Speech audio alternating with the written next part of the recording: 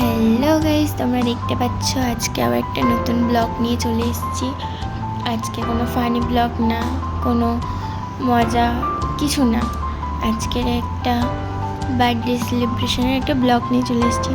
আশা করছি তোমরা থিম দেখেই বুঝে গেছো কীরকম ধরনের হতে চলেছে।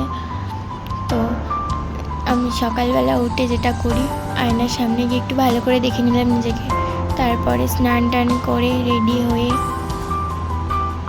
উদ্দেশ্যে বেরিয়ে পড়লাম। উদ্দেশ্য বলতে আমার একটাই ছিল, বার্থডে পার্টি। তো আমরা বেরিয়ে পড়েছিলাম। তো তোমরা যারা এখনো সাবস্ক্রাইব করো তারা সাবস্ক্রাইব করে দাও।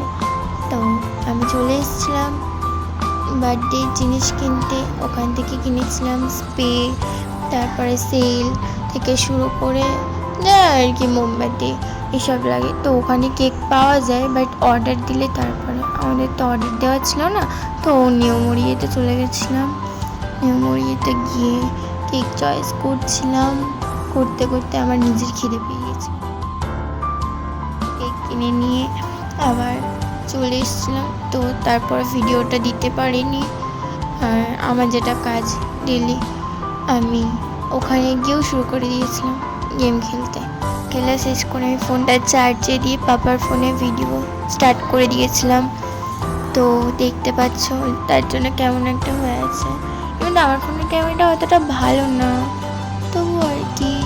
তারপরে আমার ফোনটা চার্জ হয়ে যেতে বেলুন টেলুন ফুরিয়ে নিয়ে জায়গাটাকে গুছাচ্ছিলাম। আর ওই দিদি বলতে একটা বন্ধুই ধরতে পারে আমার বয়সী, তো ও একটু আমাকে হেল্প করছিল।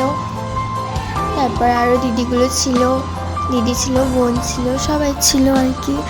ভিডিওটা শুরু করে আমরা সব কিছু কমপ্লিট করতে করতে এত হাসছিলাম। হ্যাপি বার্থডের জায়গাটায় দুটো হ্যাপি চলে গেছে। তো সেটাকে আবার লাগালাম, লাগিয়ে আবার খুলে দিলাম, দিয়ে আবার ওটাকে ঠিক করতে হলো। অনেক কষ্ট করে, যাও বুঝতে পারছিলাম না, আমি তো লাগাচ্ছিলাম না, মূর্খ। তেমন কিছু না, বাট তবুও একটা মিস্টেক হয়ে গিয়েছিলো, এছাড়া কিছু না। তারপর সব কিছু কমপ্লিট করে তারপরে আবার ওটাকে দেখছিলাম ভালো করে, দেখে নিয়ে ভালো লাগছিলো। ওটাকে অনেকটা হয়ে গিয়েছিলো, তার জন্য আবার ঠিক করলাম। তারপরে কাকিয়া দেখতে পাচ্ছ গুছোচ্ছিল বোনেরকে আশীর্বাদ করার জন্য। তো আশীর্বাদ কমপ্লিট করে কেক কাটবো বলে আমি একটু টেবিল আনতে গিয়েছিলাম। দেখতে পাচ্ছ কেকটা আমার চয়েস ছিল। কেমন হয়েছে বলো কমেন্টে কেকটা। আর দেখতে পাচ্ছ বোনকে ছবি তুলছিলাম, ভিডিও অন করে একটু ওখানে গিয়ে থেমে গেছিলো আর কি। তো দেখতে পাচ্ছ বোন বোরিং ফিল করছিল, এদিক আর ওদিক তাকাচ্ছে, বুঝতেই পারছিল না কখন উঠবে। তারপরে একটা দাদাভাই টেবিলটাকে ঠিক করলো, ভিডিওটা দিতে পারিনি, তবুও একটু দেখে নাও। একটু অনেকটাই ভুল হয়েছে, বাট তবুও দিলাম। তো আমি দেশলাই খুঁজছিলাম, দাদাভাইটার কাছে ছিল, দেশলাই দিয়ে ওটা জ্বালিয়ে দিল।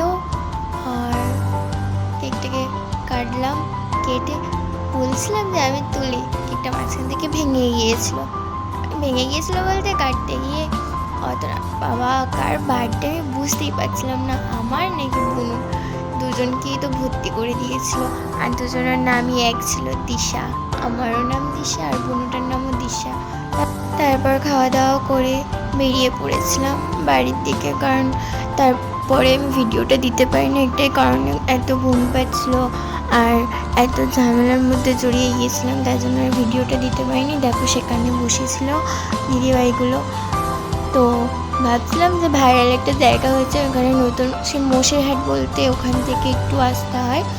তো ওখান থেকে আমরা বাড়ির দিকে আসবো বলে, তো যেতে যেতে দেখতেই পাচ্ছ এত লোক, সেই ভাইরাল নতুন জায়গা। তো ভাইরাল জায়গাটাকে মানে কি বলবো, এতটা সরু রাস্তা ছিল, তার জন্য দুটো পাশই হতো। আর এই দেখো লোকগুলো কীভাবে গালাগাল দিচ্ছিল। তো ভিডিওটা দিতে পারিনি, দেখো একটু শুনে নাও। তো ঠিক আছে শোনাবো, এত গালাগালি ছিল তার জন্য ভাবছিলাম শোনাবো না, তো একটু শুনে নাও। সাহেলদাকে এতভাবে গালাগালি করছিল, তো ওখানে কেউই ছিল না, এতটা জাম হয়ে গেছিলো। আর সামনে জোহা দাদাভাইরা চলে গিয়েছিল, আর এখান থেকে বেরোতে বেরোতে আমাদের সন্ধে হয়ে গেছে। কখন বেরিয়েছিলাম তোমরা দেখেছো, আর এই দেখো সন্ধে হয়ে গেছে। প্রায় 1 ঘন্টা মতো ওই জায়গাটাকে পার করতে লেগেছে আমাদের। আর কি বলবো, আসার সময় ভিডিও করতেই পারিনি, ওখানে বসে থেকে থেকে আমাদের টাইম চলে গেছে। ভিডিও যাই হোক দিতে আর পারলাম না, তাই কি বলবো, এখানেই শেষ করা যাক আমার ভিডিওটি। তো যারা সাবস্ক্রাইব করনি, ভালো করে দেখো, দেখে কোথায় ভুল হয়েছে আমাকে অবশ্যই জানিও, পরের বার ঠিক করার চেষ্টা করব। আর চ্যানেলটিকে সাবস্ক্রাইব না করলে সাবস্ক্রাইব করে দিও। থ্যাংক